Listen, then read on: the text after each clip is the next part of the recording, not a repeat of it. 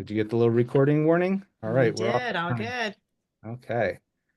Um, Welcome, everyone. Thank you for joining us, and welcome to our ongoing series of science teaching and learning book chats. My name is Doug Larkin. I'm at Montclair State University, and I am the chair of the AERA Science Teaching and Learning SIG. We're glad you're all with us today. And before we get started and I introduce our guests, I'd like to announce the next book chat. And that will be in January 21st at the start of the spring semester with Dr. Kelly Lee, talking about teaching climate change for grades 6 to 12. This is an overhauled second edition of this book that was very popular in the first edition, and my understanding it's been updated, and we're really looking forward to that conversation with Dr. Lee. Okay. Oh, yeah. The full title of that book is Teaching Climate Change for Grades 6 to 12, Activating Science Teachers to Take on the Climate Crisis through NGSS, second edition from Routledge. Okay. So it is now my pleasure to introduce Ed Lyon and Kelly Makura. Ed Lyon is Associate Professor and Chair of the Department of Curriculum Studies and Secondary Education at Sonoma State University. Kelly Makura is a science teacher at the Cesar Chavez Language Academy in Santa Rosa, California. They are the authors of the new book. Let me go here. Planning Science Instruction for Emergent Bilinguals, Weaving in Rich and Relevant Language Support. Welcome, Ed and Kelly, and thank you for joining us to talk about your book. All right, thank you. Yes, thank you so much for having us. We did prepare a few slides just so we knew what to say and we didn't have to make it up. So we're gonna kind of tag team this and I think it'll work fine. But please, we'll keep it short. Please do ask questions you need to throughout it. It's not meant to be a presentation, just to help kind of everyone get to know who we are and why we did this book and what we hope people get out of it. So again, thanks for the introduction. So who am I? Kind of what led me at least to think about this book. At heart, I'm a science teacher, educator, science education researcher. So this is my home right here. So it's great to see friendly faces. I am white and monolingual, and I always have to be aware of that and grapple with that constantly for thinking about both the students that I'm preparing my candidates to serve, but also the research that's involving emergent bilinguals, because I don't share those critical identities. My research focuses on, as was kind of introduced, on teaching and teacher preparation. It's all about integrating language, literacy, and science, multilingual classrooms, and we're in California, so that context does matter a lot for this book. Awesome. And hello, everyone. Again, my name is Kelly Makura. I have a new role. Thank you for that wonderful introduction, Doug. I have a new role. I'm currently the Sonoma County Office Science Lead. So I'm a county administrator now, supporting NGSS and science instruction across the county. I am a former high school and middle school science instructor of over 20 years. And I'm really thrilled to be here. Also really important to name important pieces of my identity and positionality in this work. So white, female, monolingual, and really excited about my new position and my new opportunity to lead and support instructional practices and curriculum and other resources related to NGSS learning and STEAM. And probably one of my favorite pieces of the work that I'm doing now and of the work that I've done in the past that led to this book is being an enthusiastic collaborator and doing this work in community with community partners across our system, and first and foremost, partnering with our students and families. So happy to be here. So I think of course, this is an amazing collaboration between the two of us. And I'll speak and Kelly kind of add on, but for me, some of the experiences and the research I've been involved in that led me to want to write this book is thinking about what has typically happened around science teaching for emergent bilinguals. And we're talking about here students classified as English learners, might be redesignated, but we're using this term that more and more often are because their bilingualism is emerging. You could think about sort of a broader grouping, multilingual learners. We kind of use that interchangeably, but there's some nuance there. But what we saw often is that the teaching that's happening really is talking about kind of access to the curriculum, making science comprehensible for students. And what we want to do is sort of push that more, go beyond just sort of access. And sort of part of that related is what I've seen is the preparation of teachers and even professional development talks about it more as sort of a collection of strategies, kind of, do some visuals, have graphic organizers, but it's not really thought of as sort of more kind of a cohesive stance or framework for teaching emergent bilinguals. So we wanted kind of to make sure there was a framing behind what we support. And part of that framing is sort of thinking about the connection of language, literacy, and science learning, because too often it's thought of as sort of two separate kind of domains, and there's rich opportunities for the integration of both of those. So, and then the last thing is like thinking like, if you're going to support language and literacy, you have to think about a progression of it. You have to think about just as like your science learning is progressing over time, how are you supporting that progression of language and literacy as well? So with all of that, we kind of wanted to sort of write this to offer science teachers and leaders this framework, tools, exemplars, so they can go beyond that kind of that loose collection of strategies, have something to really guide their thinking. Kelly, anything else? No, I think that's all for this part. Okay. So some key ideas for this book. I think people can get different takeaways, but for us, some things that stood out. I'll read the first one is think about who emergent bilinguals are, and that deep recognition that they have a rich linguistic, semiotic repertoire, lived experiences, funds of knowledge, all of that to leverage for scientific sense making. And too often, we're only really utilizing maybe half of that for emergent bilinguals. And the second point and really key idea for our work, and this was probably the piece that I found originally most inspirational about our book and about the work we were embarking on together, was recognizing that really thoughtful and intentional instructional planning is a powerful social justice tool that can disrupt educational inequities. And the act of planning can be a rich and important act of social justice. And that part was really exciting for me in this work. And then when you take that planning and you think, well, what does it look like for that planning to actually integrate that language literacy and science? Some things that we identify kind of in the book is that, again, knowing what that rich knowledge is of your students, families, communities, and how to gather that information, unpacking and connecting expectations. So a big piece of it is, yes, we know NGSS, states have different language and literacy standards, there's Common Core, but how do you sort of connect those worlds together? And then taking that to really frame learning. So yeah, NGSS, we talk about phenomena. Obviously, all teaching talks about assessment, and we put texts in there as another kind of anchor that can really help frame learning and give sort of rich language and literacy opportunities.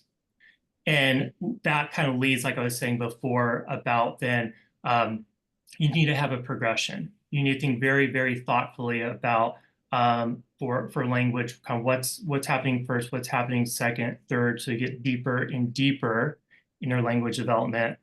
And to do that, you have to weave in language support and be very strategic about, well, what is the support helping with? So I think those are kind of the key ideas. So what we thought we'd do is give you maybe actual example of then when you take this planning and put it into practice, one of the possible ways that a little bit of it can look like. And obviously you got to thank Kelly for this because she did all the work of sort of developing and doing the planning and teaching it. It was actually part of her master's project at Sonoma State.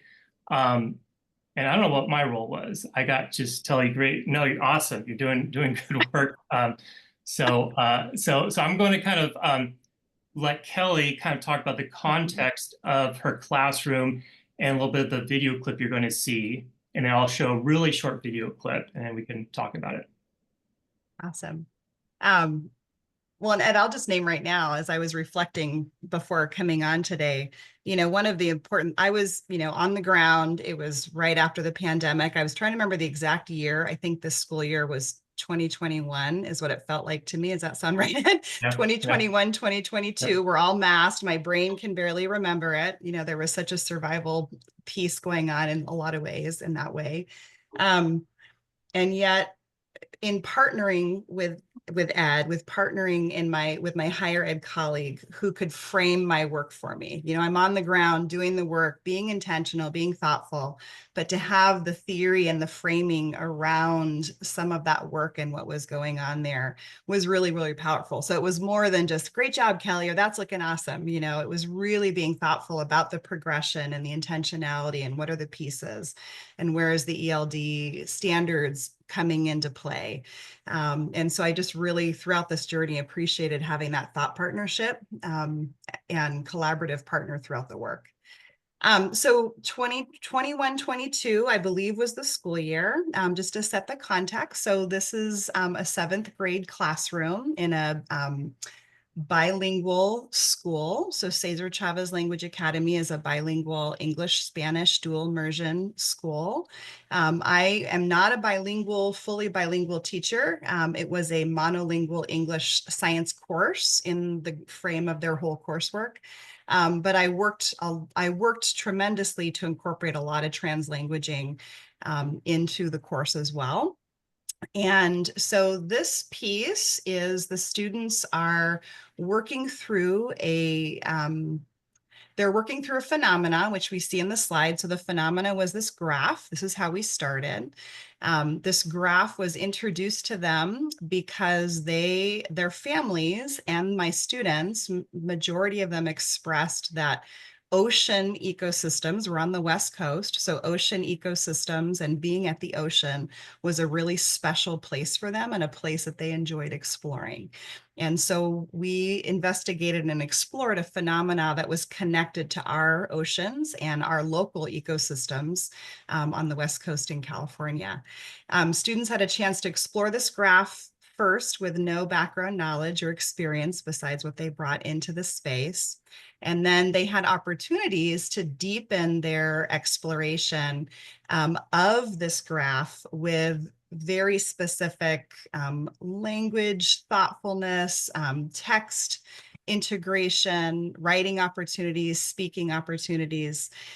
So what we're going to see is kind of in the middle of that. They've already done some initial thinking. They've done some initial writing. They've done some exploration. They've done some deep dives into an article, a piece of text, and they're doing some really important work together in community. All right. So I'll do my best to get to the exact spots. So I practiced this, so I think I can do it. And I have a different hair color and I'm wearing a mask, so I might look a little different. There I am. Change the paragraph number, right? So what paragraph number is talking about that interpretation that you're talking about, right? Or what video were you using? Some of the videos talked about it, right? So make sure you have really specific evidence that other people in class can find.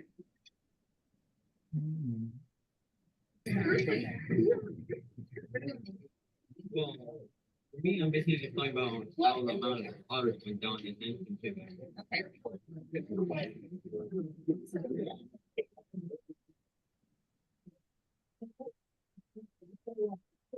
Okay. And this one, then we have to evaluate down. What's your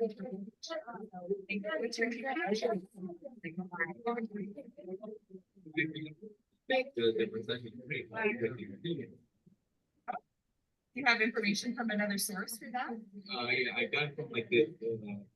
Yeah, but like it's like the book like Interesting. Okay, so that's a whole other part that wasn't part of our learning. Interesting. Okay, cool.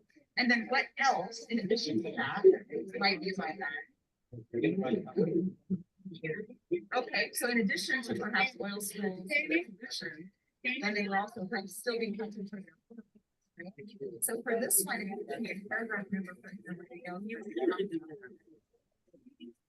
and then what's going on in 1970s, which Well, many for them, they could be people decide reading the more and pick up and then reading more. they have that.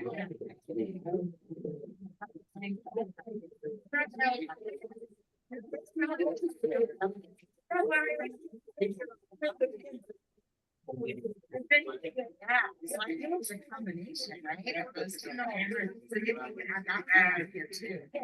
Now I wonder about it. Okay, so I'll pause there. Whenever I show these videos like this, I always want to frame it that, well, yeah, this is, I mean, there's a lot of good stuff obviously happening here, but there's a lot of good stuff happening in a lot of teaching. So it's not meant to be like, this is the pinnacle and this is exactly what everyone needs to be doing exactly in this way. I use it often. I use this with teachers as a way, like, we want teachers just to know why they do the things they do. So it's meant to be able to sort of unpack and then have those sort of discussions of when we say, like, we want to have this sort of progression of language and go from students sort of using their language to then sort of accessing some additional language and then starting to write in more complex ways. This is just a way for us to talk about it. In addition, thinking about, like, you know, that there are some supports along the way to target that kind of language. And Kelly, if you want to point out, if you remember any kind of specific things that you think you did or the students did that sort of helped in this activity, in this learning. Yeah, absolutely. There was a lot of unpacking on what specific language demands and skills would be required for students to accomplish their task. There was specific focus on being able to analyze and breaking down what does that mean to analyze data. There was specific focus on what it means to interpret. And there was specific thoughtfulness around constructing an explanation. So those were the big language tasks that were being focused on here in this progression. And so there was a lot of different pieces that were planned into this work. There were opportunities for students to notebook and capture their thinking in a progressive way in a notebook using their familiar language and their familiar communicative patterns. There was very thoughtful direct instruction for all students around what it means to analyze. What does that word mean? What does it mean to interpret? And there was very thoughtful framing around which parts of this graph they were analyzing and breaking down, and what they were interpreting from it. And then there were different opportunities for them. There was text. You can see on their desk there that they had spent time close reading and annotating and working through together. There were opportunities to whiteboard and really formulate thinking in both writing and then also in collaborative speaking with their partners. And all of that whiteboard work that they're doing there together led to a piece of individual writing that they constructed on their own. And all of that was part of a progression for them. So we'll just, I'm going to say this real briefly that, you know, for my role as a science teacher educator, I have been able to use this in my secondary science method course. I've done it for a couple of years now. This is not the way, but, you know, if anyone's there and wants some ideas, I kind of take the book and throughout kind of a 15-week course, we kind of tackle different parts. They read some of the chapters, thinking about their students, thinking about unpacking standards and resources, framing, and then moving that progression. But kind of one of the big pieces of it, and I think the thing we're kind of proud of, is the planning tools. So throughout it, throughout the course, then I have my candidates work on these planning tools sort of for their own lessons so that they can be very thoughtful and think about, well, okay, who are their students? What are the standards? How do I find language standards that connect to NGSS? What's going to be the phenomenon that then might be a good opportunity to sort of target these standards. What text might be a good opportunity? So it's actually a way to scaffold their planning.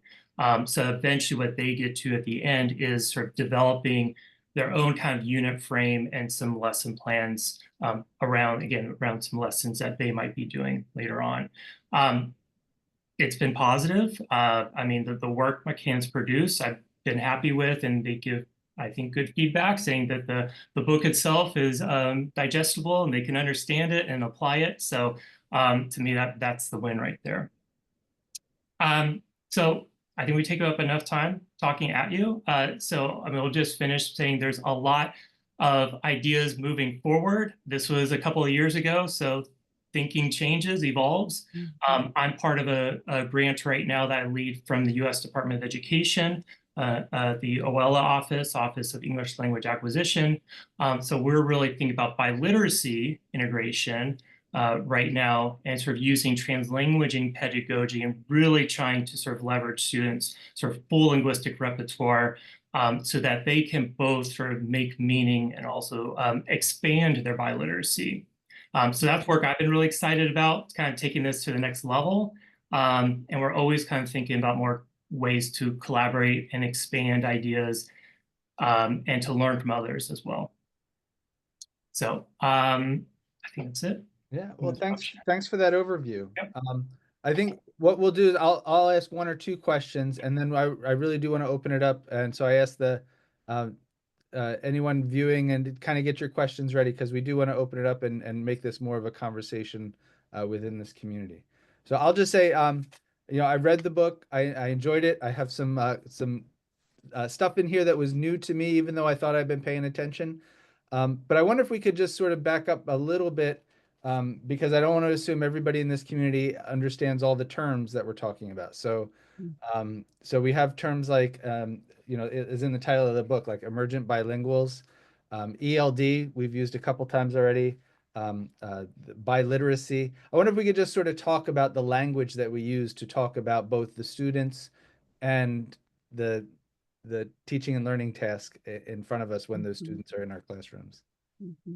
Yeah, and it's important because now, I mean, again, California context, more of our schools are using a variety of terms. So, so kind of the easiest way, sort of how we kind of talk about it, is in the school systems, there are students of how they're classified. So thinking, you know, kind of policy-wise, they're classified as an English learner, so they're going to still get support sort of in the mainstream classrooms and support that's sort of designated to be really focused on language development.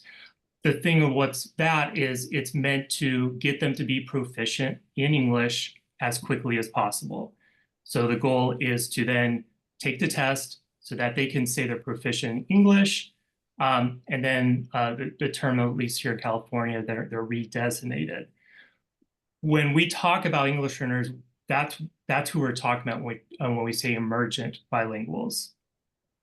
It's there to really, you know, frame it from the asset of what they have, their bilingualism, or more than two languages. I'm seeing a lot more people talk about and use term multilingual learners. And at least how I understand it and think about it is multilinguals can then be a bit broader because it's not just about kind of where you are in the school system. It really is that, you have multiple languages that you are using or you can be using. So you might be fully proficient in two or more. So that's kind of one of the ways, at least I think about the nuance. There's so much we could talk about. Like I don't. Yeah. Well, no, that's helpful. And just the one word that I've heard used in different contexts in different ways is translanguaging. I wonder if we can just spend a moment on that and maybe the idea behind it, which is kind of an interesting one. Yeah, I mean, so and the idea behind it is that, again, what tends to be happening is students are learning science where English is the norm. And so that they're being asked to read, write, think, do everything in English. which again, that's emerging depending on the student, some more proficient than others. But what's being failed to recognize is that when we think about language, we think about it as that it's not this sort of this binary thing that there is sort of, let's say some students are a first language is Spanish, that it's not just a binary, they're Spanish and English, and somehow they're sort of separate in the brain. It's really thinking about language as all one thing. I like the circle gesture. You have features of one nation language, features of another. I always like to think about it that even in a single language like English, you're using very technical terms to communicate in one way. Sometimes you might be communicating to a different audience. You have to use different terms. You have to talk in different ways. So the main core idea is that language is much more fluid. You have all this kinds of features, different languages to draw on. Trans, trans means across. It means that students are able to sort of go across all these sort of features to make meaning and to communicate. Yeah, and I'll add to that. When I think about translanguaging, I think about the richness and fullness of the human experience. I think about language being housed in that and all the ways that we express. So even expressing through music or your body movement or symbols that you draw, all the ways that we express language and express meaning. And all of us come with our own collection, our own rich tapestry of the language that we have, and it's always emerging and always growing in different ways. And so I think about our learning. I also think about the privilege of English language and how English has a positionality and a power that has to be examined and considered in our learning spaces, and thinking about how we can disrupt that. And translanguaging for me is, as an educator, sharing and expressing ideas in whatever languages I am able to do. And sometimes that's English, sometimes it's English, Spanish. I have Hawaiian culture that I married into. Sometimes some Hawaiian comes out. Sometimes it's a drawing. And that gets expressed in the learning space as a combination, depending on the moment, depending on what it is and how it's happening. And I want to create a space where students feel welcome and able at any point in time to express their thinking with every bit of language that's a part of who they are, and the different bits rising and appearing and melding and coming together in whatever way that might be. And it's been a really powerful learning journey for me as an educator to share that with my students. Well, I want to follow that because, Please. I mean, so we're at Montclair State University here, where the Yogi Berra Museum, and it's and I think about a Yogi Berra quote, which is, in theory and practice are the same, but in practice they're not. And so I wonder what this actually, so this is a very much, I should have paid attention to this first word, planning, because this is a book about planning. And the tools, there are a lot of tools, and I was a little worried. I was like, where are these? These tools are here and they're already used up, but then you printed them at the end, like blank ones, which I appreciate. But so it's very much about the planning and the tools as embedding wisdom and all this planning that goes into it. And then, so how do you think about that and we can start with Kelly, since this is like close to your classroom. Like, how do you think about that relationship between like actually planning something and then the way it actually unfolds, and maybe it doesn't go the way you thought it would, but like there's so much emphasis on planning here. Like this book has a viewpoint about planning that comes across in every chapter. I wonder, and I work with pre-service teachers, and that problem, Mary Kennedy calls it that problem of enactment, knowing what to do but not quite being able to do it. And I'm thinking about all these grand plans that teachers write, and then then the bell rings Monday morning, and sometimes it works, sometimes it does. So I just wonder how you think about that in relation to everything that's in here. Thank you for that question. My journey in the planning and my journey through the tools that we have offered, the offerings that are available in the book, there's a beginning point for me. And that beginning point is having a knowingness of the big conceptual ideas of the content that I own. So I'm a 7th grade science teacher. It's my responsibility to make sure I know what the progression is, what the big science ideas are that I own. And once I know what those are, and they usually for me always ended up being broken up into kind of units of instruction. So maybe I had 8 kind of big buckets of conceptual learning that was going to happen throughout the year. I would take those and be then really thoughtful about what language is involved to be successful in engaging with those big science ideas and practices. What language is involved? Language being the key terms. Like if I could take 5 to 6 key, critically important, must be able to access words, what would those be? And there has to be a pretty concise list. And what kinds of language skills? So what kinds of language functioning? What do they have to be able to do with language? Are they speaking? Are they writing? Are they reading? Are they labeling a graph? You know, what are they doing with language? What do they need to be able to speak about and collaborate around with their partners? And then being really, really thoughtful in the planning of the lesson and the planning of the unit, that, like I was speaking to earlier, if I know they have to analyze and interpret data, then I'm going to be really thoughtful about how I'm planning everyone's equitable access to those words and those language skills. And then there's this other component for me in the planning, which is knowing who you serve.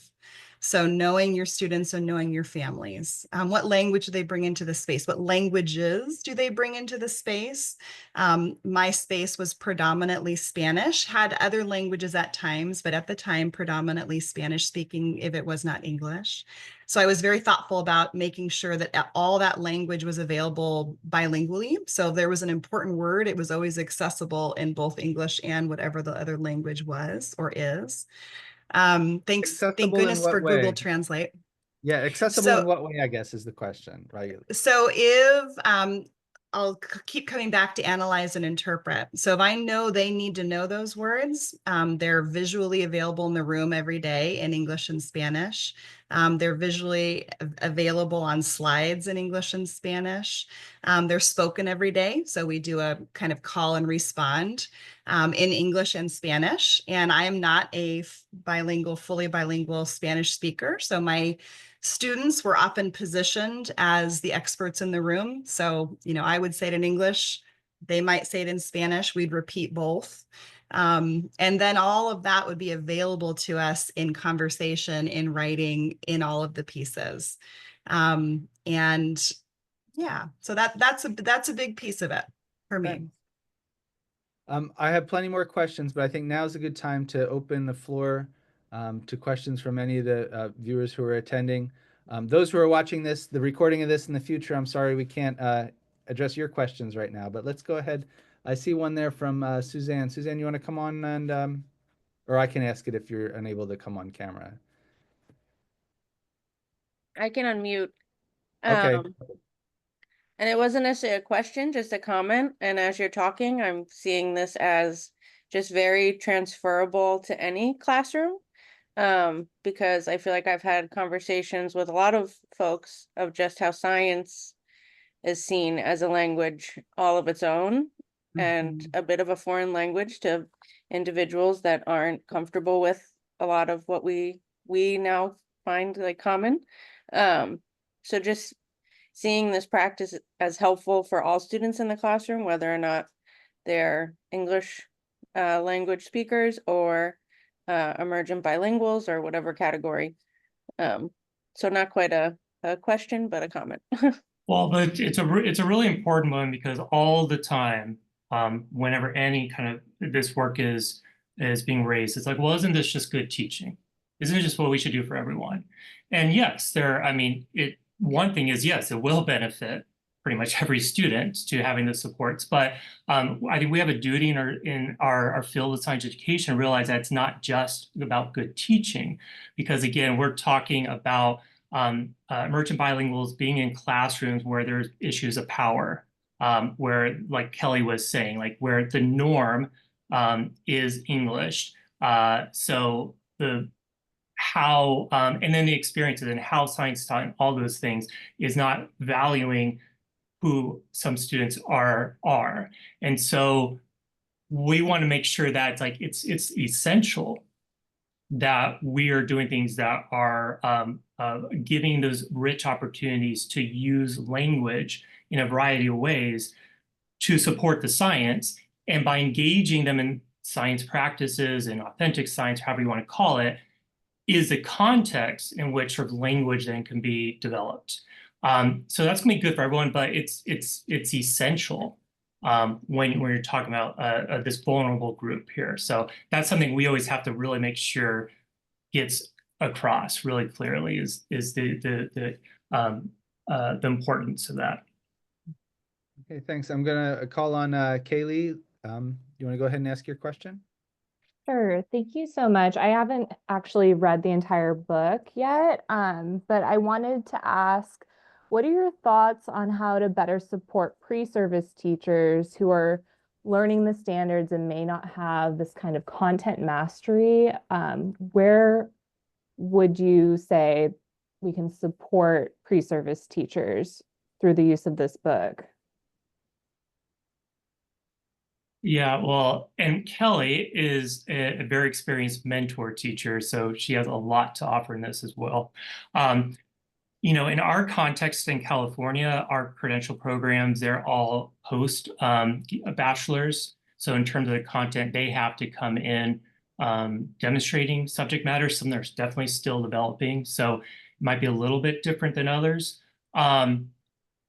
So we don't have that issue as much. I mean, our issue is more the thinking that like, well, I'm here as my responsibility to be the content teacher and not the responsibility to develop the language in the context of science. And so helping them understand the connections of like, hey, let's literally look at Common Core English language arts. Let's look at your state's language development standards, and you see the really tight connections between the two.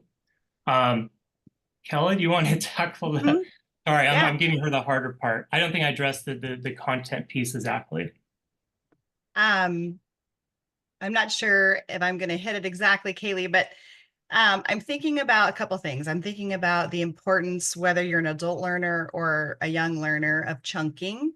Right? So I think it's really important to pull out one small piece of the science teaching and learning and do some focused work around that and focused planning around that, maybe some investigation around that.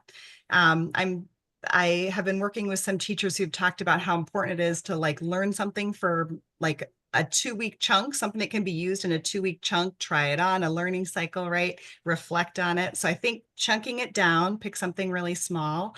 I think about things like if we're thinking about NGSS, the science and engineering practices. So it could be thinking about an individual science and engineering practice. It could be thinking about an individual cross-cutting concept, something real chunked. And then something that I just so appreciate about the collaboration between Ed and I is it really helped me think about language functions. And I know we spoke about that a little bit, but thinking about what will students have to be able to do with language? How will they need to talk and write and speak? And what kinds of symbols will they need to be able to use? What kinds of words and symbols will they need to be able to use? And I almost think about our pre-service teachers trying that on for themselves, right? Try something on for like a chunk of time and do some reflection. What language functions did you use? What discourse, how did you speak, write, and read when you did that scientific practice or that scientific learning? And what did you need to organize in terms of words and symbols, and really help them break down those chunks of language learning and think about, okay, so that's what you had to do as a learner, then how can you support students in doing those things based on that task? Yeah, that's how. And it made me start to think too about how, a lot of things that like I do in my course is we unpack, like we take like resources that they're actually using at their school, whether it be a textbook, an online curriculum, whatnot, and look at standards. And we dive into it, like what's expected here, what's the science. And still a lot of times what I tend to see is they go to vocabulary. They go to, whatever is bolded. And we have to really then think, okay, but what's the conceptual idea here? What's the big idea here? And then, what are we trying to communicate in science? Because it's not about communicating body knowledge, it's communicating how science works, which ties a lot into the language, how we communicate and make meaning of it. So maybe you got an answer there. What do you think? Kaylee says thank you in the chat. Emily Campbell, you're up. Hi, can you hear me okay? Yes. Yeah, we can hear you. Okay. I'm a pre-service teacher. So I don't quite understand all the nuances of the politics that goes on with administration in schools. But the school that I'm at right now, they one of the classrooms, half the students are Spanish first language, and they're still struggling to learn English. And I was told, everything had to be taught in English. So I feel like the book is written from the viewpoint where you're already on board with the idea and you're looking for ways to help your students translanguage. I'm mispronouncing that word, but understanding the concepts of science with the language that they're comfortable with. But how do you advocate for that within your school system? Have you had a lot of pushback from teachers and administrators saying, no, we want our students to learn English, so we're going to teach this content in English? Yeah, It's a great question. It's good. Yeah, I know the parts that you can speak to a lot, Kelly. I mean, I will say, I mean, even in California, we've had policies that have changed over the last decade in terms of being able to use English in classrooms. So there's been a lot of changes in policies, and yeah, it differs a lot from state to state. I was in Arizona before this, and it's completely different. So. And not only from that, but also from the students themselves. And you get resistant because there's socialization into that.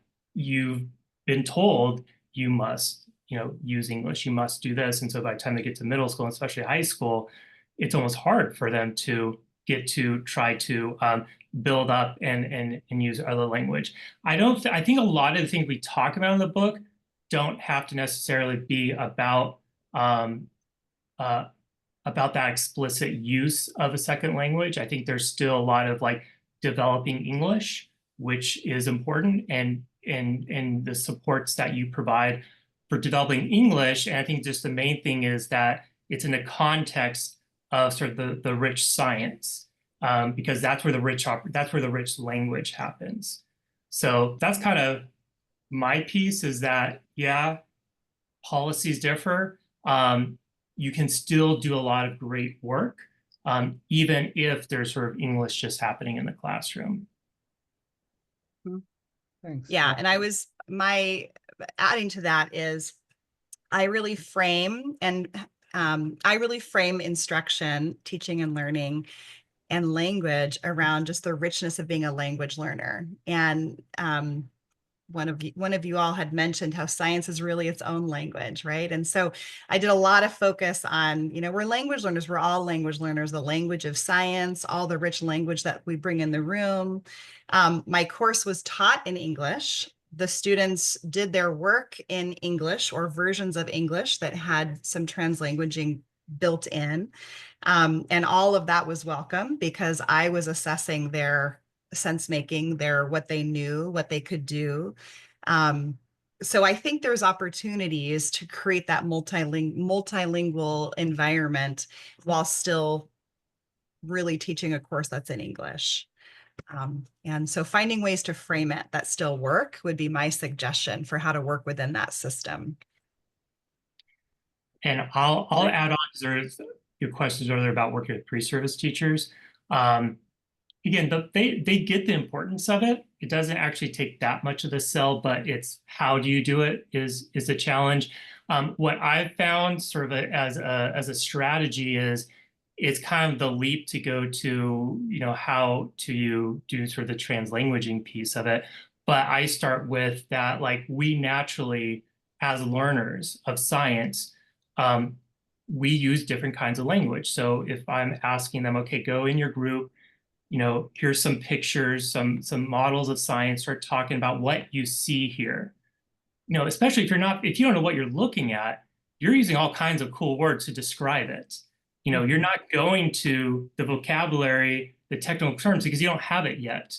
And so when students kind of think about that, like, oh, no, yeah, we naturally do use language in different ways, and part of it is just sort of what you have access to, then it's sort of then an easier leap than, okay, now imagine those sort of language varieties in English, and now just sort of adding on again features of different languages. And all you're doing is you're thinking about what you have available to you, and you're having more flexibility, more tools in which to think and do and then communicate in science. And that kind of helps sort of make that bridge for them. Yeah, that's a great leap to our next question about graphs. Dr. Redway, you want to take it? Thank you.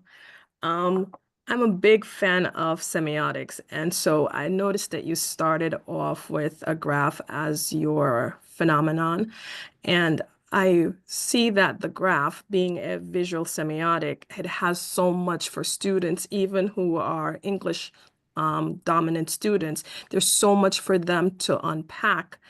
And I'm just wondering, since students who are English language learners, how do you get the visual semiotics across? How do you get them to understand and figure out the visual semiotics and be able to express it in the linguistic semiotics of English?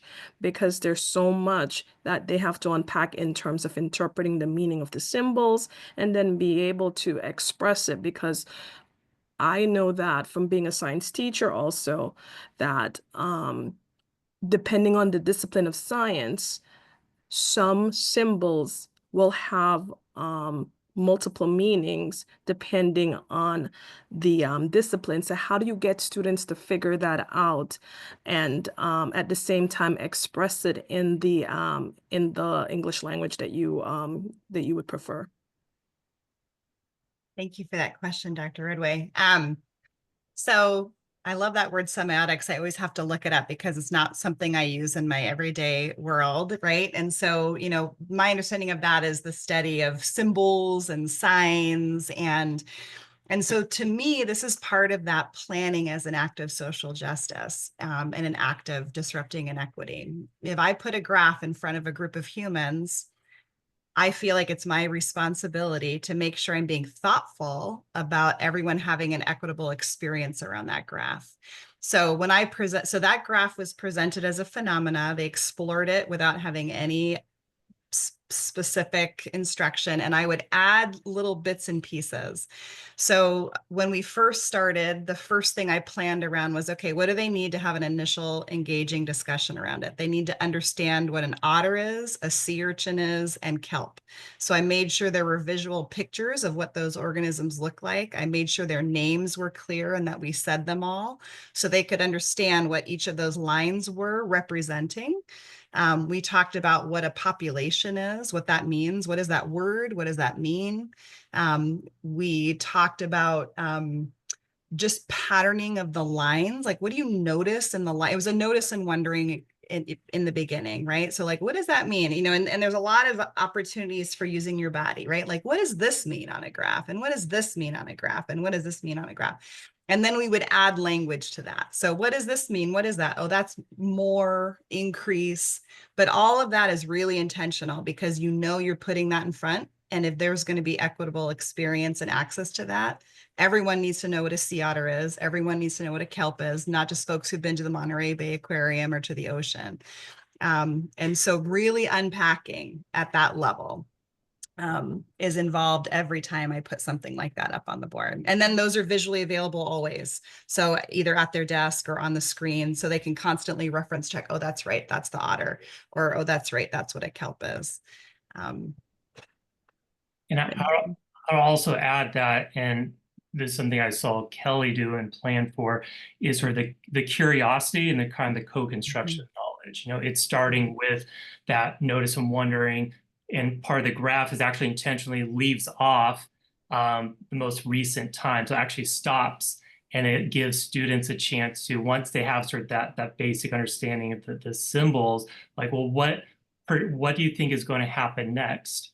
And why is this happening? And so it's inviting them to then want to know more, which means that they need to develop the concepts and the language and everything to explore it, and then come up and be agents of like creating their own ideas, because it is open-ended about what's kind of going on here. And I think that kind of helps facilitate the expression to what's coming from them and their ideas and their language used to unpack what's happening. And Would you say, just one more follow-up, would you Yes. say that the translanguaging that you do in your classroom, Kelly, does this allow students to, is there room for decentering English? Because the students have the opportunity to express their scientific knowledge, but in their familiar language. But at the same time, my interpretation of translanguaging is that there is not a preference for the familiar versus the English dominant, because it's not code switching. I look at code switching as you're privileging Western way of knowing. And so this is a little different, where students can cross borders between the two ways of knowing. However, one is not privileged over the other, but it's a more decentering of English, which allows the students to express themselves, their understanding, even if it means using the familiar language. Am I interpreting that in the same way you're interpreting it? You are, absolutely. And so in my planning, I would often actually like flip the order of things, so I tried to be, I'm very much part of a white privileged and English privileged world and education and experience of my own life. And so I had to catch myself. I would try to swap it, like, what's the order and how are my words mixed up? And from when I was translanguaging. But in terms of students, what's beautiful about our learners is language presents, right? Especially if you put this phenomenon in front of them and they're excited, right? The language presents all the ways they have to express, present. And so part of it is recognizing their language and all they bring into the room, being thoughtful about everything they bring into the room is an asset. It's not a deficit. We're not talking about deficit. We're talking about every way that they're expressing their ways of knowing is an asset and can be built upon. And that part can't be planned ahead of time, right? That's what presents in the moment. And then you build, right? Oh, look at this part of that they got really excited about, or look at this word that they used, or look at this way that they express themselves. Then that gets co-created and co-designed in the next bits and pieces of what you're doing. And when you create a space where people's identities and full selves feel seen and heard, it just evolves and you just keep co-creating together. Thank you very much. We have about 5 more minutes, and we have 2 more questions. Helen, you're next. Yeah, and we can skip, or this might be a very quick one. So I'm a little bit following up on Emily's question about in schools policies. Here in Ohio and where we are in Cincinnati, a lot of the second language speakers are new immigrants. And so, and maybe this is less applying to those who are just coming in and they have, the schools are dealing with the interrupted schooling. And so, I have a couple of my physics teachers on here who are, like they're teaching high school physics, and the kids or at the high school level, kids who have not really been out of the elementary schools in their own language. So this is not directed, or I think you mentioned it at the front, and now I've forgotten what you said about if it's appropriate for these kids who really don't have like the writing skills or the reading skills necessarily mastered in any language. I'll start by, I was actually thinking about this. I mean, in any book that you write, there's limitations and there's things like, oh, if I could have done this differently or added this. I think one thing we don't do enough of is think about sort of the differentiation piece, that you do have to sort of think about where our students at. So in their proficiency in English, in languages other than English, it might be rather limited. And there's kind of two things you could do. You could think, well, what am I expecting of them? And that might alter it. Or you could say, okay, well, I'm expecting similar to others, but knowing that the supports are going to differ. I'm going to have to amplify the supports, or it might kind of take longer time to get there. So I think it is relevant. I think the general framing, the ideas, definitely we want it to be applicable to all students, regardless of where they are at in their language journey. But you do have to be mindful, like what kind of supports you provide will make that the most meaningful. And that could even differ of like where their writing is versus their speaking and listening and reading. You kind of have to look across those language domains as well, potentially.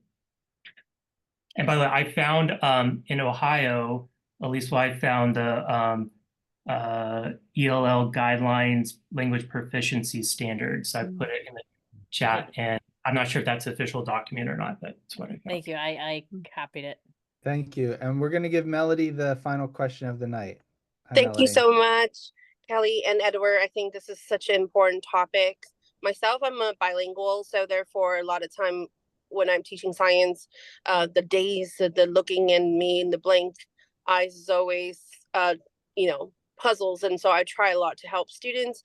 I wanted to ask you questions. A lot of my colleagues believe that just translating with the peers or student translate to another students, or sometimes I translate to them, and the student automatically gets it. But the science itself, just because I translate photosynthesis 5,000 times into Chinese doesn't mean they understand, because they don't have a prior things to link. And as you know, the language is linking the prior experiences. So how do you debunk the myth as that if translations is basically always work for any of the emergent students, which I heard a lot of my colleagues you often do?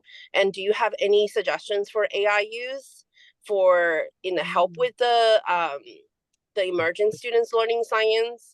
And last thing is, do you have any things about the standardized test with a science where all the English emergent students have to take, but none of them really have any adaptations or accommodations for them? So this is my question. I'm sorry, it's just too much. So.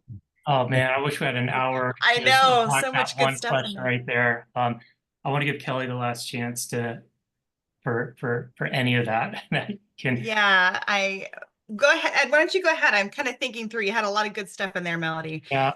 Feel free, by the way, to follow up with us and email us if we want. I'm happy to talk more. I think it's for just being explicit. I mean, with the translation piece, it's just helping them sort of realize what you said is that imagine that if you haven't, where are you learning these concepts in what language? And so you have to just sort of understand, and you have to sort of know your students and where is that learning coming from and what have they learned in what language. So I think it's just being explicit about that myth, and also recognizing that the solution isn't just to translate everything. Right. It really is making it about student-centered. You want the space for the students to know and to sort of to expand the tools that they have. So I think that's for one key point. Obviously, there's a lot of technology. It's not necessarily the AI piece, but Google Translate, can be your friend and could be a good opportunity to see how translations don't work.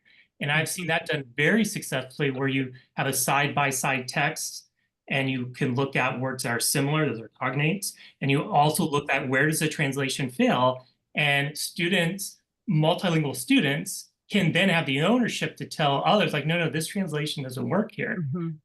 So that's sort of a really cool experience to give the power to those that have the language. Again, there's also so much there, though. There's so much both in what Helen said and Melody said there. So I apologize for not giving it enough space at all. But there's two things that are rising up for me. One is going back to that, what are the big conceptual science ideas of the content? And really unpacking that, because when you unpack that, then you can be thoughtful about all those differentiated on-ramps. And you can be really thoughtful about how you assess what your students currently know and are able to do in whatever language and whatever they bring in the space. But if I, as the instructor, don't know what that piece is, what is it about photosynthesis that I really need to make sure they understand and know, right? When I know that, then I know what I'm assessing for and looking for, and I know different opportunities, different tools, different ways to on-ramp them. And that goes back to that planning piece. And so straight up translating doesn't do that, because you don't, what are you translating around? Like, that's just words on a page. But what is the big conceptual idea that you're trying to get to? And then you can be thoughtful about what you translate. What are the power parts of that need to be translated? And that comes from unpacking. And that's that planning for me, part of that planning. That's a disruptor.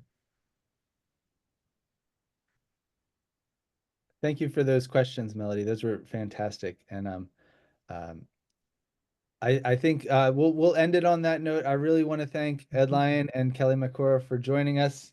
I feel like a talk show host again. Once again, their book is called Planning Science Instruction for Emergent Bilinguals, Weaving in Rich and Relevant Language Support.